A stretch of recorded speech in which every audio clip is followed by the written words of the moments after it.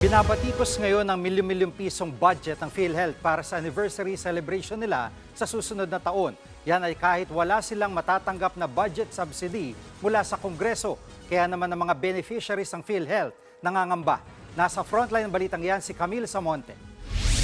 Sa viral post ng kilalang health advocate na si Dr. Tony Liachon, isinapubliko niya ang umano'y breakdown ng halos 138 million pesos na balak daw gastusin ng PhilHealth para sa 30th anniversary party nila sa susunod na taon.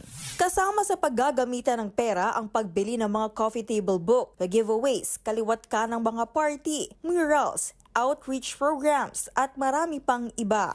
Hindi ibinigay ng BICAM ang hinihinging 74 billion pesos sa subsidy ng state insurer sa susunod na taon. Pinagagalaw muna kasi sa kanila ang 600 billion pesos na reserve funds ng PhilHealth. Kaya banat ni Liachon, bakit kailangang garbuhan ang selebrasyon kung mas maraming kailangang pondahan sa susunod na taon? Celebrations are not important kung sakaling may ganitong klaseng problema when the people are suffering. Kung hindi natin sila na-call out ng attention, hindi nila yan pag-iisipan. Depensa naman ng PhilHealth, misinformed ang mga pahayag ni Liachon. Anila, proposal pa lang at hindi pa raw pinal ang breakdown na isinapubliko ng doktor.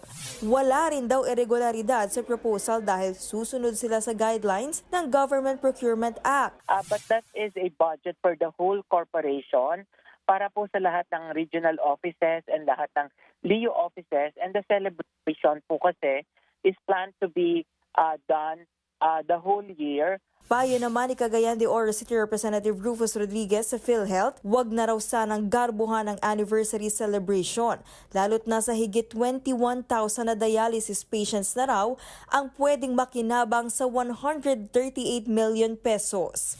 Pagtitiyak naman ng Department of Health, walang dapat ikabahala ang mga benepisyaryo ng PhilHealth. Oras ang matuloy na hindi ito mabigyan ng subsidiya ng gobyerno. Sapat pa rin ang pondo ng ahensya para mabayaran ang premium ng mga indirect contributors o mahihirap na benepisyaryo rin ng ahensya. Mga nananakot lang at nag-a-agitate yung nagsasabi mawawala ng benepisyo ng PhilHealth. Napakarami po ng pera ng gobyerno. Nagbabalita mula sa Frontline, Camille Samonte, News 5. Mga kapatid, Jiggy Manikad po, iba na ang may alam at may pakialam sa panahon ngayon. Para sa konkreto, kumpleto at komprehensibong balitaan sa Frontline, mag-follow at mag-subscribe sa social media pages ng News 5.